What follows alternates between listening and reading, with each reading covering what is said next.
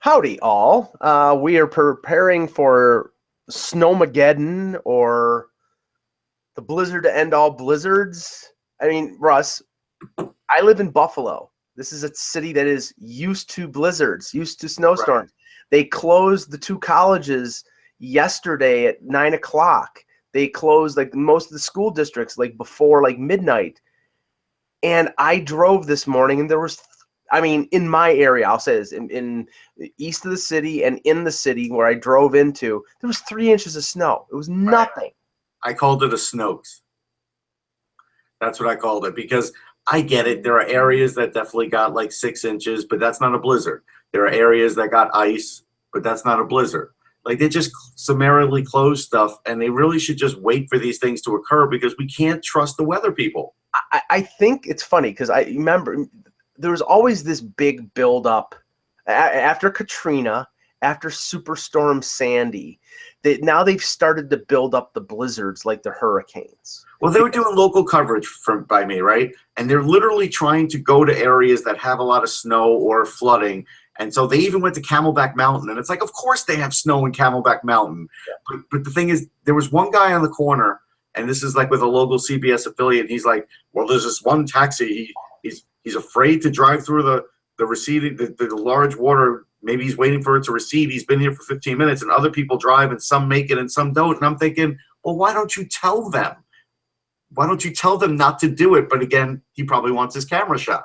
Yeah, so it's like, stop. Just stop. This is there's snow south of Buffalo. Yeah, there's sun in Cuba. What the hell do you want? I mean, it's so ridiculous. And they were showing the streets, and and look, again, I'm sure some people in higher elevations have it pretty good, and northernly, like where Eck is, and I get that. But when they're showing streets and they look pretty normal, and they just have a little snow on them, maybe a little ice. Mm-hmm. I just go back to when I was in Montreal. That was every day in Montreal. They deal with that every day. It's no big deal. Well, and this is the thing I'm critical of, because being in Buffalo, being here for most or all of my life, we've had many storms. We've dealt with really extreme weather conditions. You had the Ice Princess situation too. The Ice Princess General Hospital. They kept using that was like the blizzard of '78 when they yes. When they were showing the Ice Princess parts of General Hospital, which is filmed in California, they were using footage from 1978. Yeah, I mean, it was Port Charles was based in Buffalo. Yes, but no, the thing is, it's like all of a sudden Buffalo has become like a southern city that gets shut down after a half an inch of snow or the threat of freezing rain. It's like everybody's scrambling for the supermarkets for bread and milk, disaster provisions, winter storm warnings, the flashing of the signs, all this stuff. And it's, sometimes, okay, most of the time the storms that really catch people are the ones that come out of nowhere. Yes. And I remember there was a time when I was working at O'Houlihan's in Roosevelt Field in Long Island, and I was about 18, 19. So at that point I'm driving, but it was just sort of like, F you to the world. And if you tell me there's going to be snow, I'm not worried about it. My car's got front wheel drive. I'll be fine. And that always was the case, because I had a stick shift and I could get out of just about anything. But there was a time where it was really bad, and I was literally parked on the Southern State Parkway or the Northern State, one of them.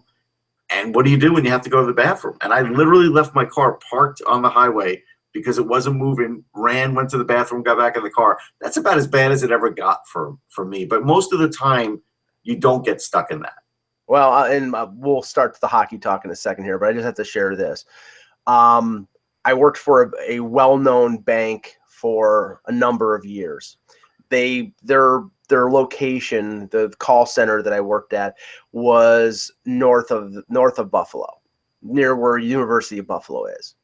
And we had this ridiculous storm. This was November of 2000, right around election time, a little after that. It's in between the election and Thanksgiving. Okay. And everything was shut down. I mean, they closed the schools at 1 o'clock. This thing was coming, and the bank that I worked for would not close early, so I could not leave early. Right. I left at 4 o'clock. I lived down near the waterfront, near where KeyBank Center is.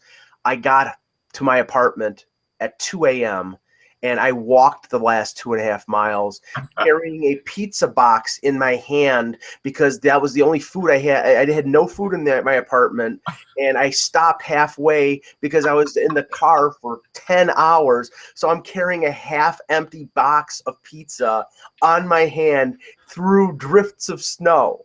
Fantastic. Isn't that beautiful? That's the kind of stuff you miss.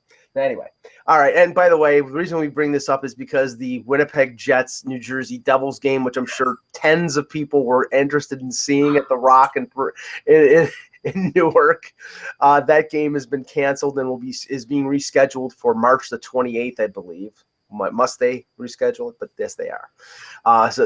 So here, somebody has tickets to it, Mike. Somebody has tickets to it. It's somebody's birthday or something like that. Anyway, here we go.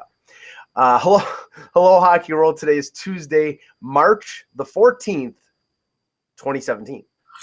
I'm Russ Cohn from Sportsology. And I'm Michael Lagello, and this is the HockeyBuzzcast here on HockeyBuzz.com. Apparently, this is also Pi Day because it's 3/14. You know, can we stop with all these days for something? We don't have to have every day represent something. It could just be Tuesday, and that's fine by me. May the 4th be with you. I mean, it's Star Wars Day. People create stuff every day, and I got to tell you, for all the mathematicians out there, Pi Day is a ridiculous, stupid day. Thank you. I mean, I happen to like pie, but I don't need a day for it. How often do you use pie in your life? How often? Your everyday life. Do I eat pie? No. How often do you use the equation for pi? Never. Okay. Never. Not once. My math is a shitty. Oh, I'm sorry. Math is a terrible subject. Anyway. Okay. Let's get to the games last night. Sorry for that expletive. We'll start with the one in Philadelphia because I think it rings what I referred to yesterday as the death knell for the Philadelphia Flyers. I thought I'd be snowed in for that, and I wasn't. And you weren't. So, but you were, whatever. But the Blue Jackets win 5-3 over the Flyers. Now I watched some of this game, and the Flyers early in the game were in it. Travis Konechny scored a couple goals, being a professional disturber, which I think is, what he's got to do to be effective. Yes. Got high sticked in the face, drew a penalty, scored a couple goals, did a little this type of gesture to the Johnny Mansell type of thing, which I think is not going to earn him some fan. That's something that you got to curb a little bit. But they were in this game, and then Columbus took over, got an empty net goal late. I mean, Columbus is a pretty good team, Russ, but I just think this is it for the Flyers. I think they're done. When I counted the Flyers out last year, I keep going back to they made it on the last day of the year. I had some good friends who they asked me, what chance do you give the Flyers maybe like 6 weeks out? And I said 0%. And I said 0% up to the end. And sometimes you get surprised. I give the Flyers a 1% chance. That's it. 1% is what they get. You're loosening up is what you're saying. No, it's just because I saw it happen last year. So I'll give them a 1% chance based on what I saw last year, and maybe, something will occur that will shock me and surprise me, and that's fine. I don't think that that's the case, but you never know. I'm looking to see. I'm looking just at stats here. The interesting thing to me is I looked at post-game quotes from Dave Haxtell, and he barely gave in that there was any problem with his team in this game. But yet, Dave, time is running out. At some point, you do have to admit when things aren't going well. He would say, like, for the penalty kill, well, yeah, there was a couple of those times, but then there was a few good times. We get it. But you know what? This team isn't right. It hasn't been right for a while. Now, again, I don't blame Ron Hextall because I know that they're building. They're building towards the future. There are some fans that, because they made it last year, think, oh, well, they're back on track to do that. Well, I think at the trading deadline, they showed you that they made a trade because they got a guy for next year too. Right. So that was that was the biggest reason. Now here's and I'm just looking at their schedule just to bolster my argument here. They do have 14 games remaining. They do have 5 games against New Jersey and Carolina. Now we know Carolina's tough though. We'll talk about that in a minute. But I'm just saying. I mean, those are games that if you're a playoff team, you should win. Not saying they're going to, but you should. Right. But then if you counterbalance that with them playing Pittsburgh twice, Columbus twice, and the Minnesota Wild on the road. Plus, they have a 4-game road trip starting next week. So, to me, again, I just think it's too much. It is too much. It's going to take a miracle. I'm not going to break into song, but it's one of those things where your best players have to be your best players, and a lot of times they're not for the Flyers. You know, Travis Konecny was their best player yesterday.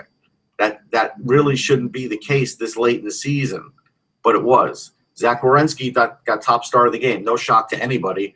I mean, anybody who's been watching Zach Werenski all year, he's been a top star for most of the year. He had a little bit of a lull, but for most of the year. Dubinsky, I think, is interesting with the 3rd star because he's always ratcheted up his game for Philadelphia.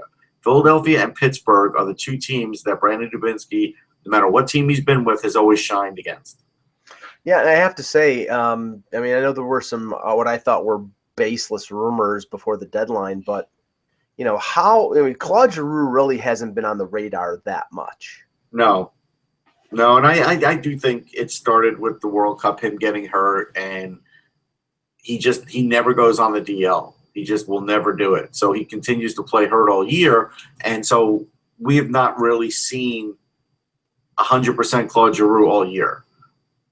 But whatever. I mean, it's a league where you're getting paid to produce, and if you're not producing, then you're going to get talked about. And so I think it's fine. I don't have a problem saying it, but I do understand that he's probably injured. Yes.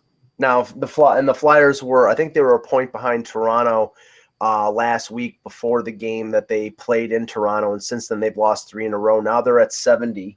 Toronto's at 76, so they're 6 points out of a playoff spot. So yeah, I mean it's gonna be tough. Now the next game, the game I watched a lot, and I know that you did as well, was Tampa Bay and the Rangers. It was a battle of the backups. Peter Budaj got his first start, I believe, as a member of the Lightning. Yeah.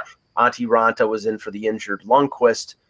I thought it was a pretty good game. I mean, the Rangers definitely benefited from some defensive gaffes. That Jason Garrison gaff on Grabner's goal was pathetic. Awful. Well, but in the end, 2-2 in the 3rd period. Budaj played well in relief of Vasilevsky, giving him a day off because they're playing back-to-back games. They're playing against Ottawa tonight. And Braden Point, who we've mentioned a couple times, is their de facto number 1 center right now because having a great year, man. 11 goals. You know, that last goal for him, the point that I think he made with that goal, pun intended, was that the Rangers defense is not very good. And when they have guys like Steven Kampfer in there and Brendan Smith, and you know, everybody could say, oh well, they're patching it up really well, and you know, Smith had his usual bad penalty which led to a power play goal. And Kampfer, yes, he got a goal. He has a shot. Everybody in the NHL has a shot. But then when they started feeding him the puck to score, he couldn't score. I mean, you're always going to get a goal here and a goal there if you shoot. That's the way it is because all these guys, even if they're AHL players, can shoot. So I'm always tired of hearing, well, look at his shot. Yeah, okay. I'll look at his shot when he has like 13 goals like Justin Falk does or something like that. But the point is that Nick Holden cannot play defense. And Alain Vigneault has sort of fallen in love with him, and I don't know why he was out there with like the last minute and a half to go in the game. I don't know why Derek Stepan was out there for the final 2 minutes to go in the game. Like Derek Stepan just scored the other day for his first time in 24 games. He's clearly not having a good run at the moment. Tampa, what they were doing was Victor Hedman was just freight training guys. Yeah. And Derek Stepan's a smaller guy. At some point, Vigneault should have had some bigger players in there to combat the giant Victor Hedman that was just smashing guys like Zuccarello, anybody who tried to get in the crease. And if you noticed, when the Rangers pulled their goalie, they were pretty impotent. They really couldn't do much. Hell, I saw Hedman waste Nash, and Nash is almost as big as him. So I don't even think if they put out size against him, it would have had much of. Well, if you'd had a numbers thing with size, then you maybe could do something. Sure. If you go back to the days of when they had Benoit Pouliot and when they had Boyle, or even Girardi playing for size sake. I know fans don't like Dan Girardi. I get it. Now, what's the prognosis? Because I know Girardi didn't play last night, and they say he's getting close. I mean, look, he's going to be banged up for the rest of the year. And when Dan Girardi's banged up, he is just a shot blocker. He basically turns into Jay McClement. And if you remember McClement at the end, what could he really do on the ice? Block shots. That's really all Dan Girardi can do, and occasionally shoot a puck through that might go in. That is it. It's very limited for him. So it's not like they're really missing him.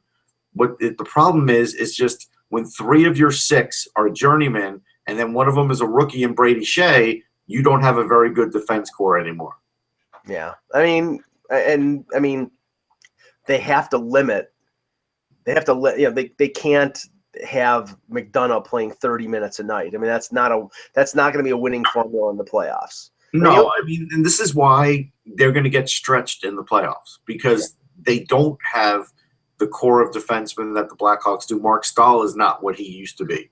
It doesn't matter what his age is. It's a matter of the eye injury and the mileage that Mark Stahl has on him that makes him an okay defenseman, but he is no longer a premier shutdown guy. So really, Shea and McDonough are your best defensemen, and that's problematic. I mean, Kevin Kline, when he comes back, will add a little bit of something. Maybe he was having a bad year, but Kline is certainly better than Kampfer, and so you could include that. If you notice, Clendening's dead man walking. They're not even going to use him because I think what he basically said when he got benched. And then he came out and said, well, I thought I was playing well. I guess I'll have to wait to get back. You don't say that when you're the 7th or 8th defenseman on a team. Right. He did, and Vigneault obviously didn't like that.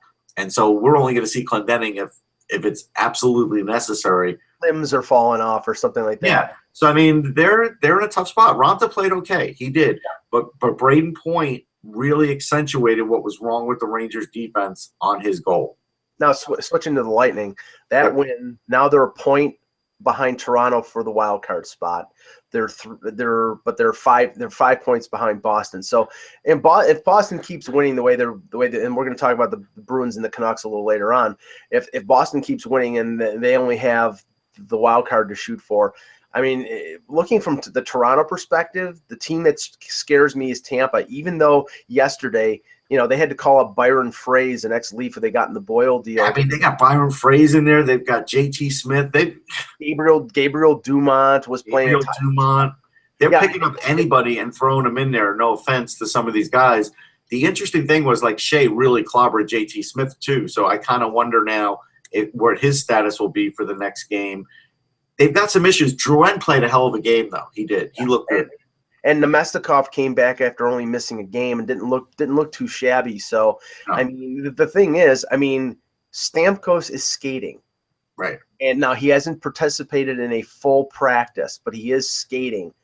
And this is just my conspiratorial mind here. The biggest game of the year for them is Thursday. If they beat Ottawa and they play Toronto twice. They play Toronto in Toronto later in the month, and they play Toronto on Thursday. If they're still a point behind Toronto, I would not consider it out of the realm of possibility that Stamkos makes his return on Thursday. Agreed. And actually it would give the team a lift. It would create a stir in the media. Tampa might be able to rally from that. Even it could be like a Willis Reed situation. Even if he only plays 8 minutes. Even if he plays the power play like he did in Game 7 against the Penguins. Yeah. Yeah. So, okay, now the wildest, and I would say entertaining in the viewing sense, but not if you were a fan of the one team that the game meant something about, was the game in Brooklyn at the Barclays Center, where the Islanders came out strong against the Hurricanes, scored the opening goal, looked good early, and then J.F. Berube realized he was an ECHL goaltender. Because he gave up 2 bad goals to put Carolina in the lead. The Islanders rallied, tied the game by the end of the first, took the lead again in the second, and then Berube gave up another two got pulled, and Thomas Grice, who I think Russ has been overworked. Yes. Gave up a bunch of goals, and the final score was 8-4. Jacob Slavin gets his first career hat trick. But more than anything, I mean, the Islanders just looked like they were running around like a chicken with its head cut off. Yes, I agree. This is a situation now where I guess we're not going to see Halak for the rest of the year. And so Berube now is going to get played sparingly. And the Islanders can't really afford to lose these games. They really can't. They're in a spot where, and this is what I've tried to tell people, my best friend's an Islander fan. I said, look, Carolina is not a team you want to play right now.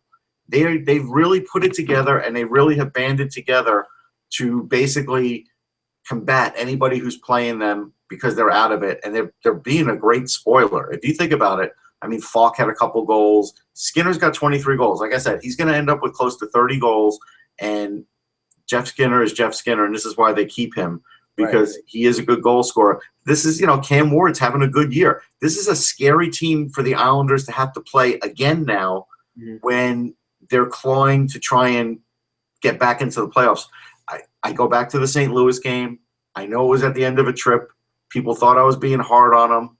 Well, I wasn't being hard on them, because if they'd have won that game with the backup goalie, they might have survived this one. Now they've lost two of these in a row.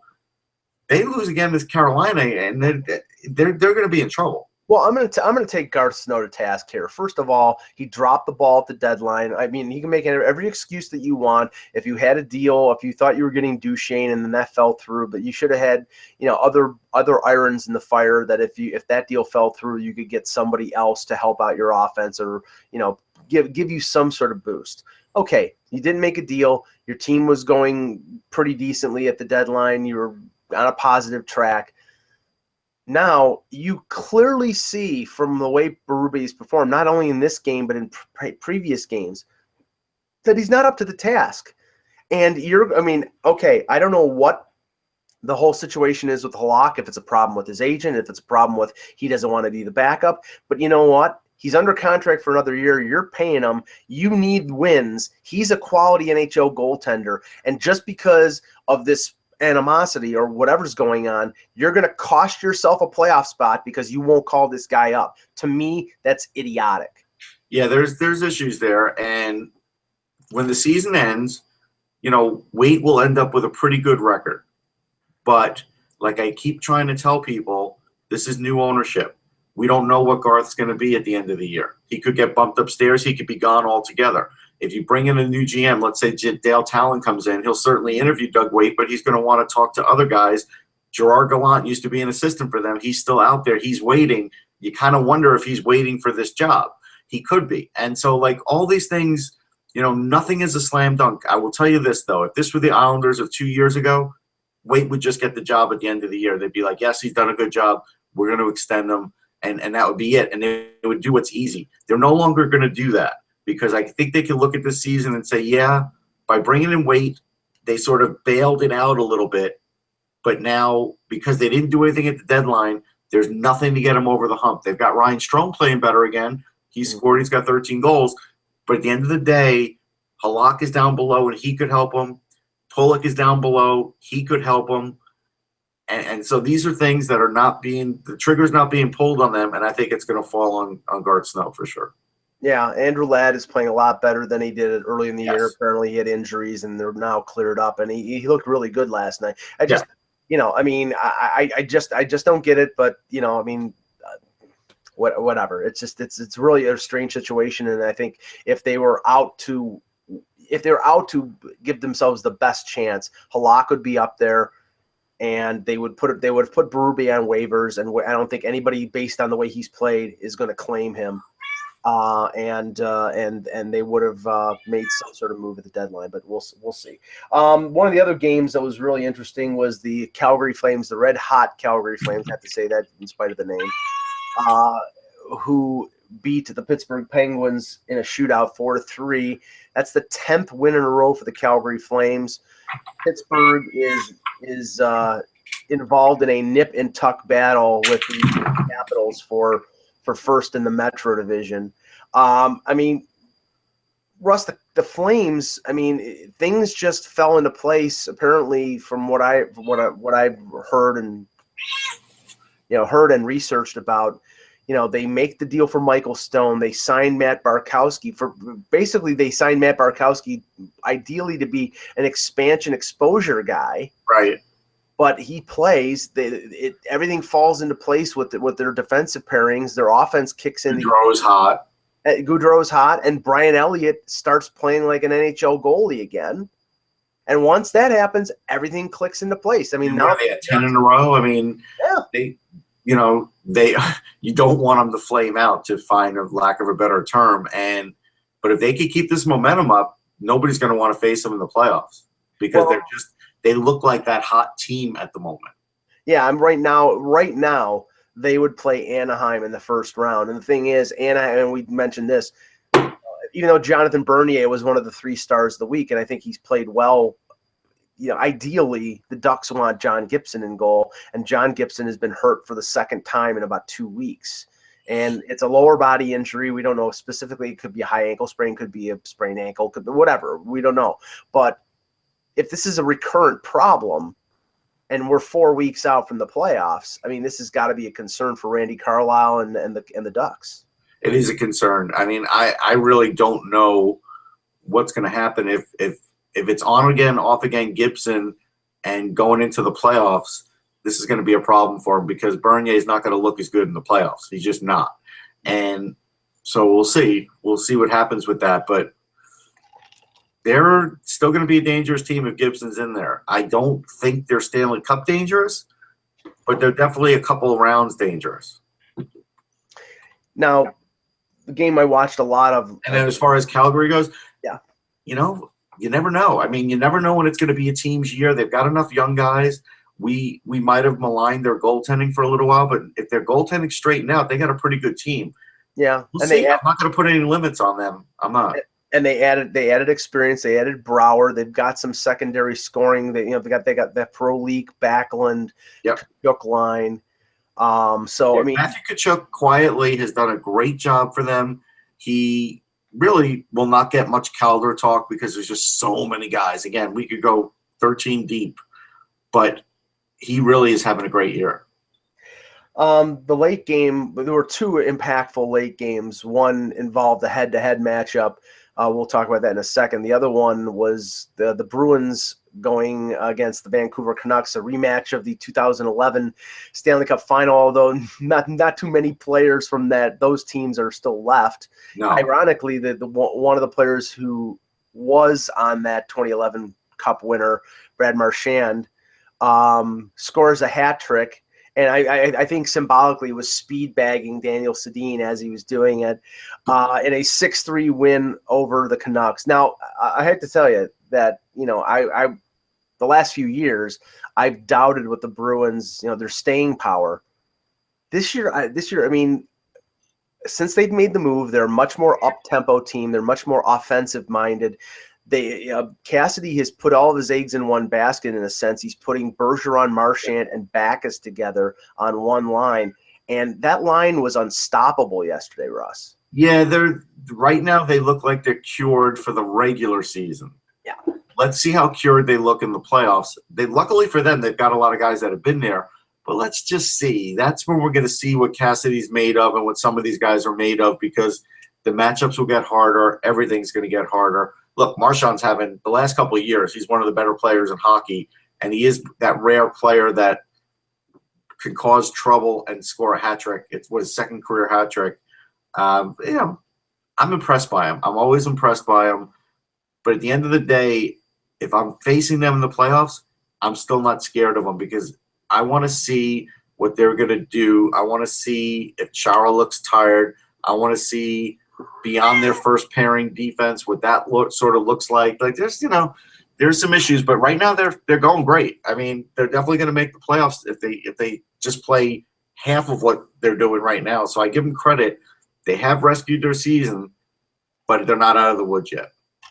No, I mean, Marchand tied Crosby for the most goals. He has 35 now, so he's tied for the Rocket Richard. And the goal that he scored, that I think was the game winner, was ridiculous. He stole it from Sedin, went through like 3 Canucks defensemen, and backhanded it by Miller. So it was a humongous effort by him. Yeah, no, it's amazing that he's got that many goals. It's amazing that Crosby does in the few amount of games he's played. There's quite a lot of goal scorers. I mean, Grabner got his 27th. Like, this is a year where goal scoring has opened back up again. Now, the Bruins are 4 points up on the Leafs. They're holding third place in the Atlantic. But they played one more game than Toronto. And looking at their schedule here, they play Calgary, Edmonton, Wednesday, Thursday, and then have a break of 3 days before they play probably their biggest game at the ACC against the Leafs on Monday. After that, their schedule, they play Dallas, they play. I mean, but there are not a lot of easy games. Ottawa, Tampa, Islanders, Nashville, Dallas, Florida, Chicago, Tampa, Ottawa, Washington. It's not an easy schedule, and we've known from what the Bruins have done over the last few years, it's them faltering in the last 5 or 6 games. Yeah, they're still going to have to. They're not completely out of the woods, but they look a lot better than they did. Yeah. Now the other key game for the wild card in the West, did not turn out well for the Los Angeles Kings. It was a must-win for them. They were 3 points behind the Blues going into the game. The Blues win 3-1.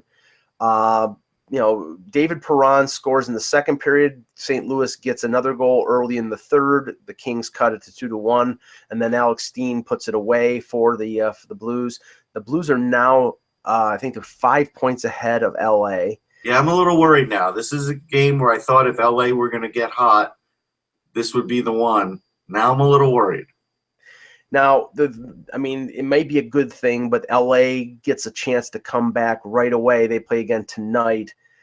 They play against Arizona. I mean, obviously, that's not no game in the NHL, even against Colorado, is a gimme. But this is an opportunity to get 2 points. It's a winnable game. It's a winnable game. I'm checking right now to see whether that was the last head-to-head matchup between the Blues and the Kings. If it was, who's going to be in net tonight? That's the question. Well, Quick was in last night. I would assume it's going to be Bishop. I mean, if not, then what the hell did you make the trade for in the first? That's what I'm thinking. Right now, the Blues here is the benefit for the Blues. Over the last 14 games of their schedule, they play Arizona and Colorado 1, 2, 3, 4, 5 times. Wow. 6 times. Wow. Times. Colorado 3 times, Arizona 3 times. That, to me, Russ, that's almost game, set, match. Yeah, it looks pretty good for them. But you never know. This is a weird sport. Now, maybe the team that LA should be aiming for is the Edmonton Oilers. Right. I mean, weirder things have happened. Now, just want to look at the schedule tonight because there's some other match. I mean, to me, the big matchup tonight is the Leafs in Florida. Obviously, because I cover the Leafs, but I think it's a key matchup for Florida and for Toronto. Aaron Ekblad is out of that game. Roberto Luongo is out for that game. The Leafs come in after getting a few days rest. This is do or die for Florida because even though they play the Leafs another time after this, they're 6 points or 7 points behind them. If they don't win this game, it's 9. I think this is your season if you're the Panthers. I think it is anyhow. I just don't think this team's going on a big run. We don't see much out of Yaga right now down the stretch, which was always going to be a worry. We don't know who's going to be in net tonight. Is it still Reimer? Reimer and Anderson. Yeah, I mean that's doesn't. Well, I mean,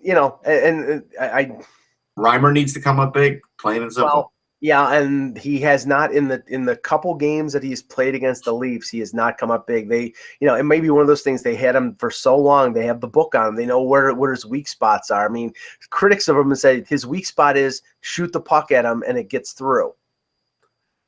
But sometimes he could stand on his head, and this is a game where I think he needs to stand on his head. He really does. I mean, this one's pretty imperative. That's for sure. Yeah, no, I would think the other, the big matchup, potential Stanley Cup preview, if you want to say it, is the Washington Capitals against the Minnesota Wild. I still have a tough time saying that because these are teams that have never, not in recent, the Wild has never made the final, and the Capitals made the finals when Ron Wilson was coach. But, they're both at the top of their conferences, and you have to say that it's a potential matchup. The one thing that both these teams have in common, Russ, I think they want to start the playoffs right now, because right now it's sort of that dead zone, that sort of dog days of the season after the deadline, before the playoffs, when they just want to get to the playoffs and not have anybody get hurt. And both these teams have sort of played. I'd say right now the Wild have played 500 hockey. The Caps have lost 4 games in a row. Yeah, I mean, it's a good game. It's not a must game for either team. So, like, even for me, I'm not going to watch it, because this is just one of those playing out the string for these two, just trying to stay healthy. Maybe it'll be a good game. Maybe something will happen to raise the dander. I don't think it's that great a game. Wouldn't you be surprised? Or would you not be surprised if it was Grubauer versus Kemper? No. That's probably what I'm expecting, actually, in my mind, because I just there's no urgency there for either team right now. Yeah. As we talked about, Islanders and Hurricanes with the home and home back-to-back. This is a tough one, because I guess Grice will be in there. Yeah, Grice will be in. But he played some yesterday, which is not ideal. And you're playing a young team in Carolina who seemingly probably won't be bothered by this back-to-back situation. This is a tough one, man. Now, the only positive for the Islanders is that maybe, just maybe, Eddie Lack will be in goal for the Hurricanes instead of Cam Ward. Maybe. And we know what confidence Bill Peters has. But that's the thing, though. So right now, Peters has sort of pushed that lever with Eddie Lack, and we might get the best game we've seen out of Eddie Lack all year as a result, because he's playing for his job. Very possible. Yeah. The Blackhawks visit Montreal to play the Canadiens. That'll be that's the NBCSN game. Blackhawks have been playing really well. They're, I think, where they want to be. They just want to make sure they get their injured players back before the playoffs. They're playing out the string. Yeah, Canadians right now, I know they won against Edmonton on the weekend, but I think there's still that, they're playing better, but there's still that there regarding them being able to score enough goals, them being able to play good enough defense in front of Carey Price. I still get the feeling that, this team is only going to go as far as Carey Price can carry them. And that, to me, he could get them through 2 rounds. I don't think he can get them all the way. Here's a couple notes, couple things to note. We're getting close to the East Regionals for college hockey, so the playoffs are going on. Niagara fired their coach Dave Burkholder. He had a 5.31 and 3 season. Ouch. So, but he was there. Yeah, they just lost. They just lost to Canisius. He was there for 17 years. Yeah, that's a little surprising, but yeah. So that's a big deal. Chris Nowinski, who used to be a WWE wrestler, has been big in the CTE world. And actually, if people want to go to sportsology.com, I just wrote a little catch-up article with Mike Richter and his fight to try and, help hockey players with CTE. They can check that out. I saw Mike the other night and caught up with him. Well, it's curious that you bring that up, because there was a lot of talk about Ekblad and about the seriousness of the concussion that he had. This is I believe it's the 4th concussion that he's had in about 2 years. Yeah, this is where you start to get a little worried. It doesn't matter what kind of player you are. Now, head injuries, that's a big deal. Yeah, especially not to diminish it when it comes to being a 4th line player or a 5th or 6th defenseman, but this is the linchpin of your franchise. This is the guy that you drafted 1st overall, that you gave a $7.5 million contract to. You would think that they would be a little extra careful, or that they would make sure that their I's are dotted and their T's are crossed. But he got concussed last year. I think it was a hit against Edmonton with Kyle Hendricks in the World Cup. He got his bell rung. earlier this year. Now the Gabriel Dumont on the weekend.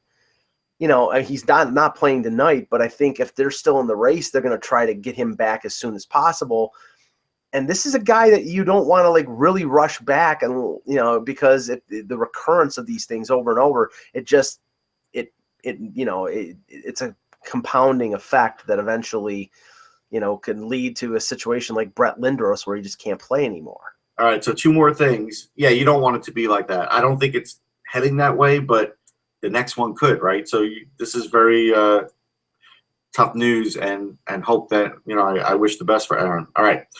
In the OHL, Chris Nowinski had pointed out that fighting has been down over 80% compared to where it was in the 90s. So we have to give David Branch full marks for this because, honestly, younger players, less developed skull, all of that, you know, because your skull does get thicker as you get older, that kind of thing. It does help because if you're getting concussed a lot in the OHL, what's going to happen when you get to the next level? So I give David Branch full marks. Now, the last thing, which this is an unbelievable thing, and my cat really doesn't want me to get to the story, there's underwater hockey in Hong Kong. They are playing underwater hockey. I think hockey of any kind is good. This is a little weird. Is this sponsored by the NHL? I mean, look, they're wearing gloves. I think it's interesting that they're wearing gloves. They're using, you know, I guess it's that plastic puck, but clearly it has to be weighted, right? Mm-hmm. I don't know. Here's the interesting part. Like, you see the blue there. It's clearly not the blue line. Like, I don't know if they have anything like a regular hockey rink has at the bottom of a pool. It looks like just regular pool tiling. So to me as a player, I don't think they could have the offsides video replay. I think that would be a problem. Oh, brother. Okay. Tampa Bay plays the Ottawa Senators tonight. Ottawa will likely be without Craig Anderson due to an unspecified injury, but they are getting back Mark Stone and Bobby Ryan for tonight's game. At least they took the morning skate. Stars Oilers will be a wide open offensive affair and last goal win probably. Coyotes and the Kings, as we discussed, and the Buffalo Sabres against the San Jose Sharks. So we have a full slate of, I believe it's 9 games. Well, actually now 8 because, as we said, the Jets and the Devils are postponed. And yes. Russ, as you said, that you know, there are tournaments going on, the NCAA tournaments. As these teams get eliminated, we're going to start to see some of these players getting signed, especially college free agents. Anna's in the process of taking a selfie here. I've had her do it once before. Okay. And so I figured we've gotten to that point in the show where might as well do it. But yeah, this is getting to the nitty gritty in college hockey. I'm actually going to be in Manchester and Rhode Island at the end of the month to cover the East Regionals. I've done it probably three other times in my career, so it's always a lot of fun. Where's the Frozen Four this year? Chicago.